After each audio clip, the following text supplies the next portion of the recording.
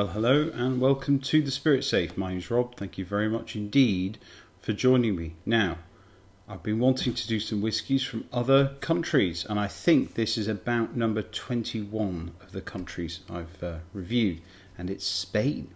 Very unusual to find a Spanish whiskey, but here it is. It's called the Equipo Navazos, Team Navazos, La Bota de Malt Whiskey, number 66 single cask, and it's called here, you may just be able to see that, Bota No. So Bota No, what does that mean? Well, the Spanish word no means no. And during I only recently found this out, during a solara maturation, occasionally there will be a barrel that they think is a bit quirky, and they will just write no on it to say that it shouldn't be invigorated. You shouldn't pour fresh sherry into it. So these people at Equipo Navazos managed to get a whiskey matured in one of these prized Bota No casks. So it's bottled at 46% ABV. It is bottled in Jerez. I am translating from Spanish. Non-chill filtered, which is good. It doesn't say natural colour, but my guess is that it probably is product of Spain. Equipo Navazos, not big, not well known in the whiskey world. It was a buying club, and still is a buying club mainly for sherry, so they should know their sherry. Developed good relationships with all of the bodegas in Jerez, and from there they've obviously obtained some spirit, and they're putting the casks to good use. I bought this in Alberta, and I paid more than I usually pay for a bottle of single malt whiskey. I paid about 180 odd Canadian, which is unusual, but I wanted to get a Spanish whiskey. I knew absolutely nothing about it. And I really like the packaging, this kind of slim bottle, and this not awfully keen on this detail here, but I do like the typeface, the small label. There's something very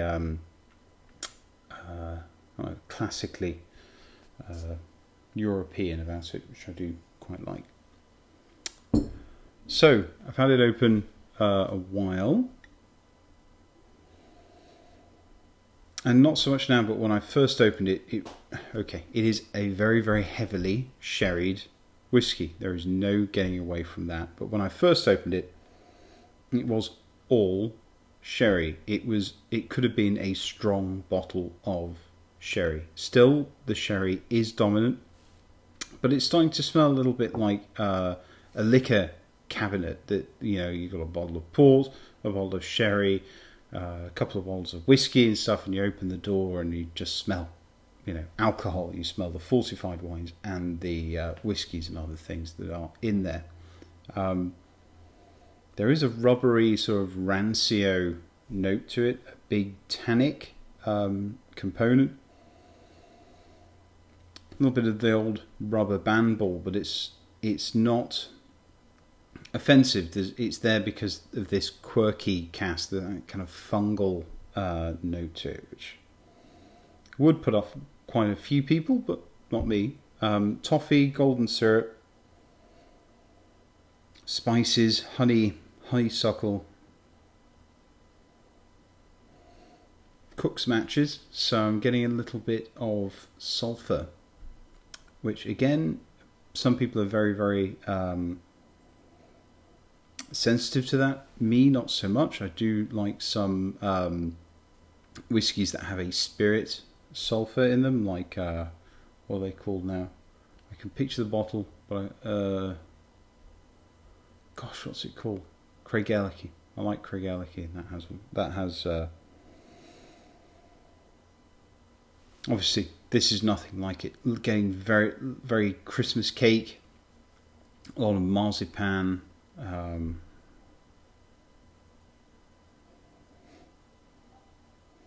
Certain effervescence about it, fizzy cola bottle candies, lemon, orange zest, kind of heavy oak, There is an alcohol note, definitely. I don't think this is the oldest whiskey in the world. It's not age stated, and it's probably not the very, very best spirit in the world, but it's just a very, very good cask picked by people who know sherry. A bit of licorice, black licorice, something creamy like a panna cotta, lots and lots of fruit, dried fruit.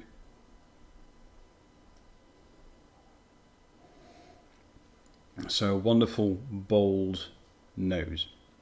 Very, very bold.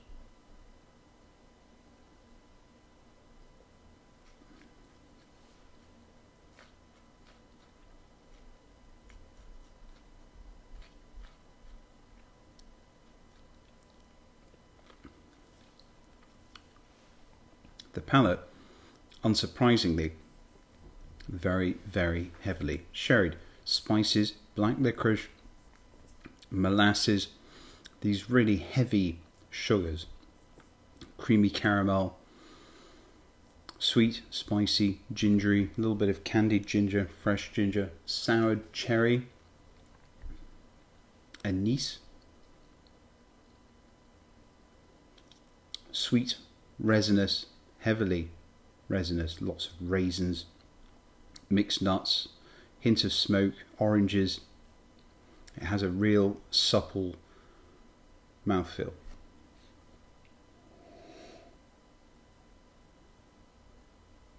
I'll just give it a little bit of water.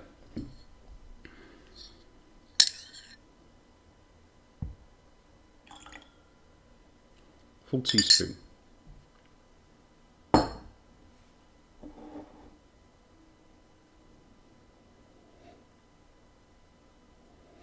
And for the first time now starting to pick up malt, quite a bit of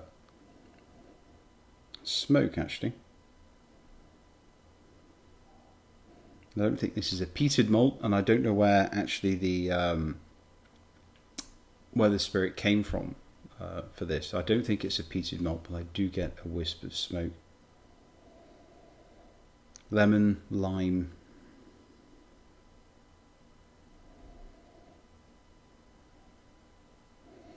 Black licorice, yes, there's some sulphur, wood tannin, dryness now coming through, ground ginger rather than the candied ginger.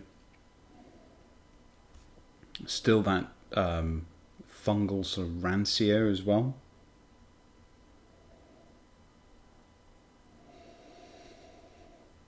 Aniseed, pecan nuts.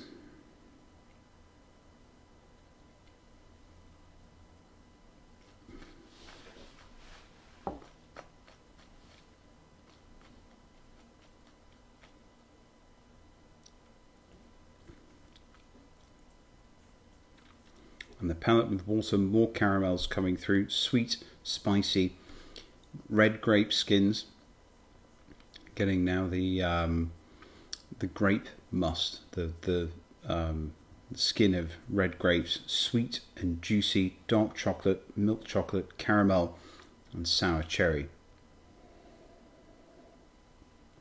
The finish is of spices, ground ginger, dark chocolate, almonds, aniseed, dates, dry but juicy, figs, black licorice, coffee, and brandy soaked raisins. So this is a very unusual whiskey that I like. I think it is rewarding. Maybe not the best spirit, but there's no doubting that sherry cask here. So I personally enjoy it. I think there are some things that would put off a lot of people. It is a challenging whiskey. You're dealing with an unusually fresh sherry cask. I'm almost certain that this was still dripping wet with sherry when they poured in the spirit. So it's a challenging one, but it's a very interesting addition. And I'm very glad that I bought it. And if you have access to any Equipo Navazos stuff, then maybe give it a try. Anyway, I hope you've enjoyed the review, and hope to see you again soon. Cheers. Goodbye.